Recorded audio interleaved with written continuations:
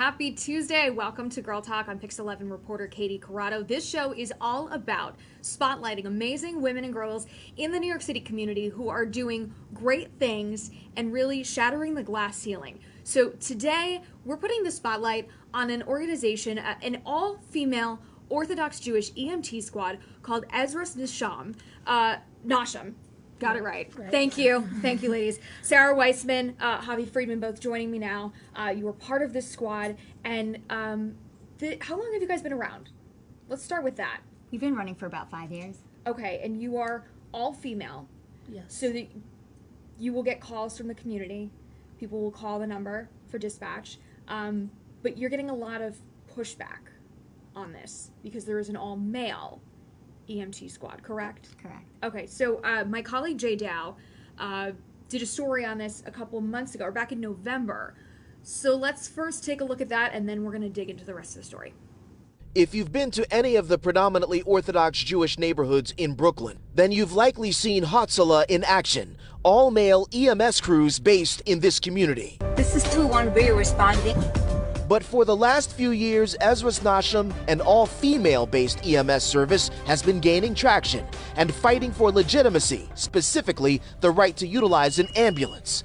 The organization was founded by Judge Rachel Fryer, who we profiled in January 2018 as New York City's first female Orthodox Hasidic Jewish judge. I love my job, and I have the best seat in the house. Tuesday night, advocates for Ezra Nashim packed a stuffy meeting room in Morningside Heights, Manhattan, in front of a local council which oversees emergency response. The question of need can only be determined when all circumstances are considered. Judge Fryer could not attend the vote because of judicial ethics rules, but her mother did. So this is not about power. This is not about religion. It's about common sense. Advocates for the all-male Hatzalah EMS service also attended the meeting as the opposition. In other words, it's a recommendation, but other than that, it doesn't fall on any of the public needs. Wants, wishes, desires have no effect on us here. We are getting into muddy legal territory if we start voting on religion, culture. None of that is applicable here. When it came time to a vote among the board members, some of whom have either active or former affiliations with Hatzalah, it fails on all counts because you don't have enough votes either way. Jim Deering is Ezra Nashim's attorney. They don't want women to join, and at the same time they don't want women to have their own ambulance company. So that's something that I don't understand. To anyone else in the outside world, it's a given, it's a self-understood need. Why are Jewish men fighting against it? You should be fighting for something that benefits your religion and stands for your religion. Why are you fighting against it? Okay, so my basic question with this is, why would anybody be opposed to having more EMTs in the community? What in the world is the reasoning for not allowing Ezras Nashim to have an ambulance? What? Why? So really, in all truth, they have to be the one to answer that. The ones who are opposing are the ones that really have to explain that. We can just make assumptions. And one assumption is they feel if it ain't broke, don't fix it. It's been operating for 30 years nicely, wonderfully. Yes, they do wonderful things. And they feel, why make this change? I think it's based on fear a bit. And but they don't realize that there is a part of it that isn't working ideally, because the women who do have negative experiences are not coming forward because they don't want to seem like they don't appreciate and value what they do for them. But there are many women who have been in situations and circumstances that were very compromising to their dignity, and it is traumatic. Okay, so you encounter a lot of women who really appreciate and need the services of an all-female EMT squad within your community, because there are circumstances in which they would rather have medical treatment from a female, correct? Correct. So they're basically saying, you can't join our squad, ladies, and you also don't get an ambulance for your own. But you're still doing this minus an ambulance. How in the world does that work? So we show up to the call as soon as it comes through in our own vehicles, and then we have the ambulance meet us at the call to transport it. And how about you do dispatch, correct? Correct. So people call the private number. It's not like when you call 911 and they connect you to you guys. It's private service. Right. Within Brooklyn, you serve only Brooklyn? Yes. Okay. And then you dispatch to them and you get there in your private cars. So you guys are really kind of fighting against the grain here with this. How frustrating is it for you? Because it's frustrating for me just to listen to the story. I can't even imagine. Frustrating? It's definitely frustrating, yeah. It's frustrating, but yet again, I feel when it's the right time, it will happen. I do feel it has to play itself out. Anytime you want to make a major change in society, there's always opposition, there's always resistance. It has to play itself out, and then it'll happen at the right time. Even in 2019, this feels so backwards to me. And what bad could come from giving you guys an ambulance and letting you have this service? You're not taking away from the service that exists. You're adding more value and more service to your community. The way I see it, unless I'm seeing it wrong. No, I'm with you. That is the case. Okay. Yeah. So now you are taking legal action to have an ambulance, correct? Correct. So tell me where that stands, because that story, Jay's story, was from roughly almost a month ago to the day. It's where they denied you the ambulance. Now what? So that was the regional EMS. Okay. So now if we get denied completely, we didn't get denied and we didn't get voted in. So it kind of gets taken up to the next level. We needed, in order for us to be denied, we would have had to have 14 votes against us, but there weren't 14 votes against us. Okay. So the case still stands. Okay. And now it's going to go up to the state EMS, which is SEMSCO. And when do they hear the case?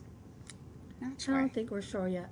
Okay. Not yet. But you need approval from this group, from this organization, to be able to have an ambulance. Correct? So you guys can't, I can't imagine fundraising for the cost of an ambulance, but you can't do that if you wanted to. No, we actually did already. Oh, you did? We did a fundraising event for the ambulance, and we were pretty successful. What is the problem? So they base it according to need, meaning there is an existing service like that. In order to give a license for another service, they have their ways of measuring need. Okay. Is this not blatant sexism? Not really. Not really. It seems that way at face value, but if there would be another group of men that would want to start another sub-ambulance service for a different reason, I think they would encounter the same resistance. Really? Yeah. Okay, so this is sort of just challenging the status quo. Yes. Anybody challenging the status quo, not necessarily that you are female. Correct. Yes. Okay. All right. Well, we have been getting a lot of comments, so I'm going to read some of them to you. Jesus says, it's so sad these days we still have such old-fashioned ideas. Catherine said, it's crazy that the male group won't allow a female group to attend to other women. Jay says, so you allow them to join the EMS, the EMS service, like the one you got. Tiffany said, wow, why fight against it is right. This is an embarrassment. They should support these incredible women. Elizabeth says, in this day and age, their old ways still exist, just so wrong. Yeah, I get, but you raise a really interesting point about it may not be about you being female. It's about you being different. So what does that say about the status quo? Do you feel like there's just this resistance to other ideas as well? Meaning what? Like anything else that's new that you want to introduce into your community, that there's generally pushback for changing the status quo. So what about? I'm not sure what the question is. Like, if you wanted to change something, if you wanted to go against something else that was against the status quo, not necessarily an EMT service, is there generally, pushback? It depends what it is. Okay. Not necessarily. Not. Definitely yes. Okay. It depends what it is. So what if I imagine you guys have had conversations with the all-male EMT squad. What has that been like? What have those conversations been like? On my end, it's been mixed. Some men do understand the need and they do appreciate it. They're just not going to come out against their EMT squad. so they're not going to say it. But some men do appreciate it. And then some men don't see the need. They're like, why fix it if it ain't broke? You know? We've been working for 30 years. They've been doing great work. So they don't feel like there needs to be anything new added on right now. So in the 5 years that you guys have been servicing your community, have you noticed, has it compromised the services of the other EMT squad? No. Not at all. No. We take a very small percentage of their calls, so it really doesn't affect them that much. And what does it mean to the women who you do treat? Do you hear from them afterwards? Do you get Definitely. feedback on your services? Sure. What's the feedback been like? It's been amazing. Like, even just the verbal feedback right after, but we've gotten letters too. My first call, I got a thank you letter. It was so rewarding. You got a thank you letter from your first call? Yes. Oh, it was my really nice. goodness. She wrote a whole long letter saying how it meant the world to her to have a female. Really? Yeah. And you're calling, I'm sure you're seeing people on some of their worst days, and that really makes a difference to them. Wow. It does. Yeah. Okay. I'm all for you guys getting your ambulance, obviously. So we'll see where this fight takes. Yeah. All the comments are like capital letters. Support these women. So before we go, the last question that I ask everybody who's a guest on Girl Talk is, what advice would you give to your 15-year-old self? Do you want to go first? Sarah, we'll start with you. Well, I would just tell myself not to hold back. I think I held back a lot. I didn't want to be in the spotlight back then, and I was always scared of, I don't know what. But I was just, I kind of kept to myself and just didn't let myself be who I really was. So, okay. Don't hold back. Okay. Javi? Okay. I think I would say always follow your gut feeling and be courageous to do the right thing, even though not everyone else sees that as being the right thing. And always ask to be led in the right direction. I think that takes you far in life. Beautiful advice from both of you, ladies. Thank you both so much. Best of luck to Ezras Nashim. I hope that you win your fight to get your ambulance. Thanks for your service to the community, and I hope that you have many more years of continuing to serve your community as best as you guys can. Yes. So thank you. And thank you for watching. If you have somebody who you think we should feature on our show, I would love to hear from you. Please reach out. Facebook, Twitter, Instagram, email, any way that you want to get in touch with me. I'm on all forms of social media, so please get in touch with me.